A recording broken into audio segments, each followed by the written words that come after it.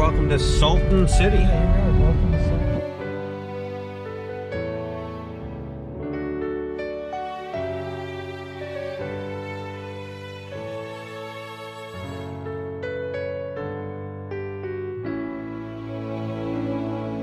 Salton. We're off to the Salton Sea, and there's a place called Salton City. And Salton City was created as a resort community. Started out in the late 1950s, and they really started developing it in the early 1960s. It was meant as a resort town to take advantage of, I think they called it the accidental lake, basically, right, Vic? Right, yeah, it was an accidental lake.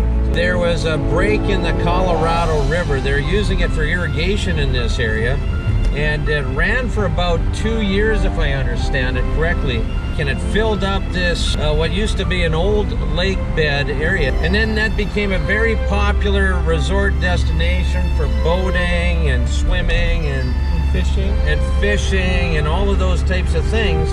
They fixed all the water later on running into the Salton Sea, and just about the time when they started doing all of this development there, because they put in like streets and sewers and water services for this entire city. And I think it was supposed to be as big as about 45,000 people.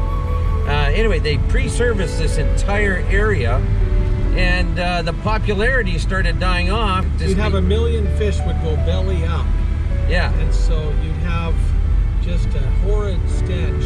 The beaches are filled with fish bones, so the beach is kind of crunched. So that put a big kibosh on anybody's interest in living there or continuing to use it as a recreation facility. So if you look at this building over here, there's a sign on there that says lots for sale for $6,980. That's very, very cheap.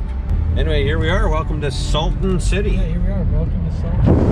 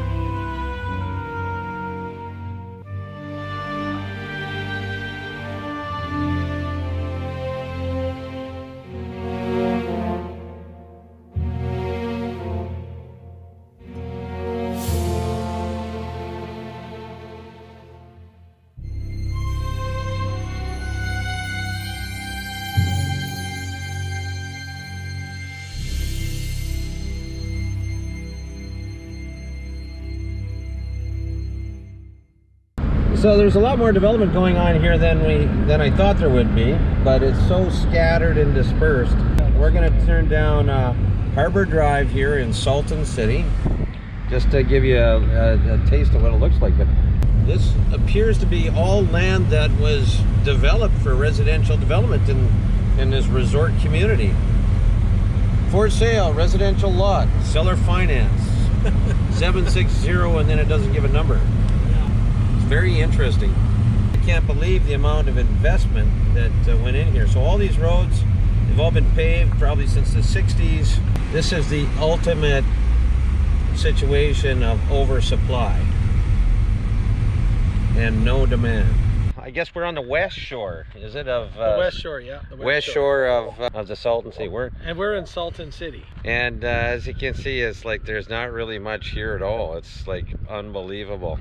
So look at these old palm trees here. Yeah, so it's a really unique feeling to be here and just experience this. It's quite a few people actually coming out here. It's still a bit of a tourist destination. We saw a lot of people out here, like just outside of Salton City here, you know, on their motorbikes. It's a place for RVing, it's a place for camping. but it's really quite desolate looking here. And again, saw some nice homes, actually some very nice homes. We saw some sort of mediocre homes, saw a couple of abandoned homes. So if you want to pick up a lot for fairly cheap, you know, you could do Seller that. will finance too. And the seller will finance, yeah. Like there's 2 coming in, 2 going out. Right, okay, so I'm gonna take a photo here and you can see, yeah, there's like a 4-lane divided, looks like a collector road of some kind with a median. You can see the curbing was done and all that, and it was never ever used. It's amazing. So this is really quite unique. We're standing here at the intersection of Yacht Club Drive and Salton Road, I think it is. And you can see that this is the grand entrance that was planned to go down to the yacht club or the harbor. And it was a 4-lane divided grand entry, like a big collector road. And you can see there's actually line painting still on the road. It was all paved and it's just completely fallen apart over the years. Very, very fascinating. Yeah, they would have had nice high-end landscaping. You've got all these beautiful palm trees down the center, and at the turnaround at the end where the yacht club would be, some beautiful landscaping that was once there. And now this is what, 75, 80 years later, still nothing's happened. So we're in the middle of the intersection and there's no traffic here, Brad. Yeah, so if you want to come for a relaxing vacation, this is a place to go, right? Because it is very quiet. There's very few people here going to bother you. It is actually quite beautiful out here. Actually, you've got the water in the background. You're surrounded by mountains and a beautiful desert landscape. It's just so odd to be here. It's almost like being in the middle of a zombie apocalypse or something, you know.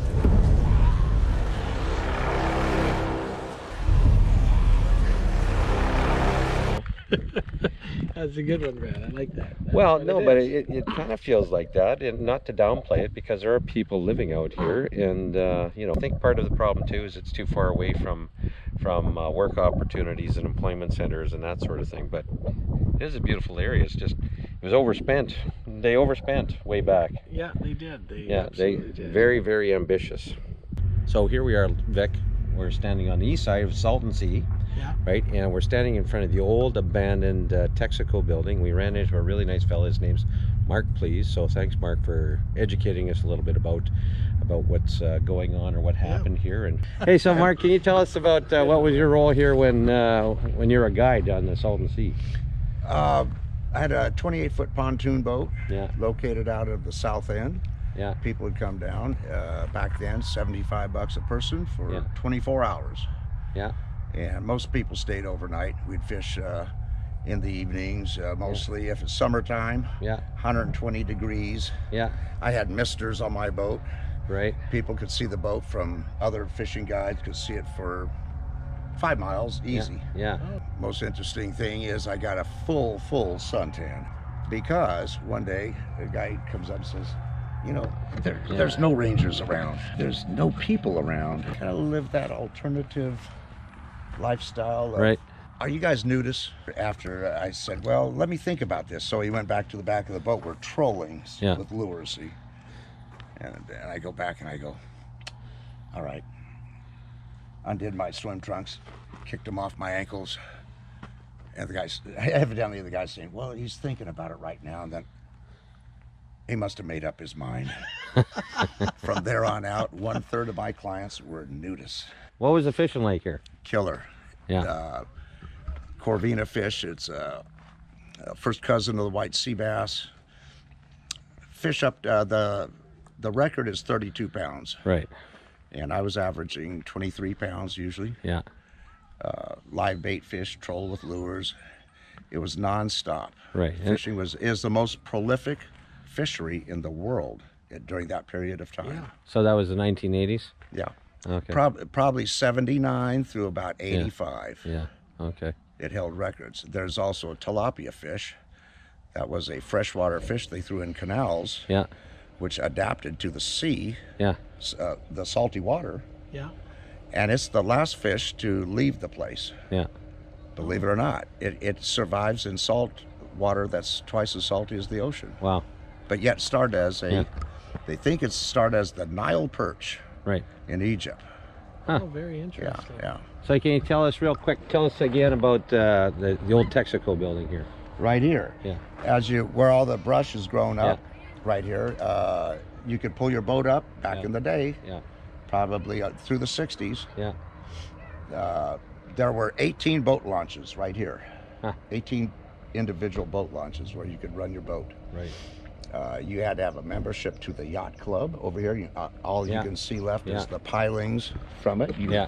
tied your boat up there. Right. This was Frank Sinatra owned property right below here. Dean Okay. Martin owned some, and I think Robert Mitchum. Oh yeah. Okay, yeah, right, yeah. Then the property went underwater. Yeah. I think it's back out of the water now, Oh, okay. Wow. but it's not worth much. Yeah. Oh, real So fascinating. in the Yeah. 50s and 60s, this was still booming, and this was a big tourist. It was the rage yeah, from 1950, probably 58 yeah, to probably 65. It didn't last too long. right, But on the other side, Salton City, they had poured more streets, more fire hydrants than any other. It was the busiest place in the United States. Oh, do you For a remember what was the name of the development company? Do you remember, or who did the development? I think it was General Development, same company out of a lot of the places in Florida, I think. Oh, okay. Yeah. Huh. Okay, interesting.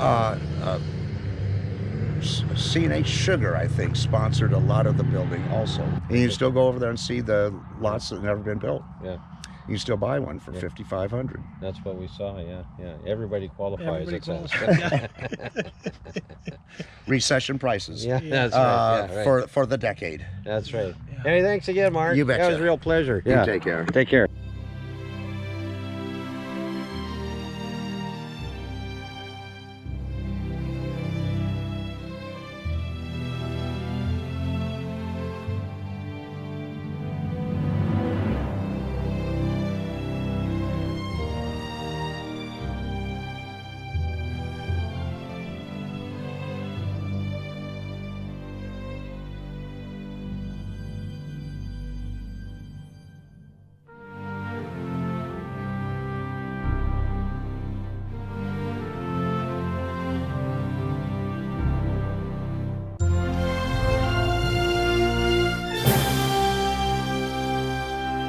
Okay, Vic, we're at the end of actually a tremendous day.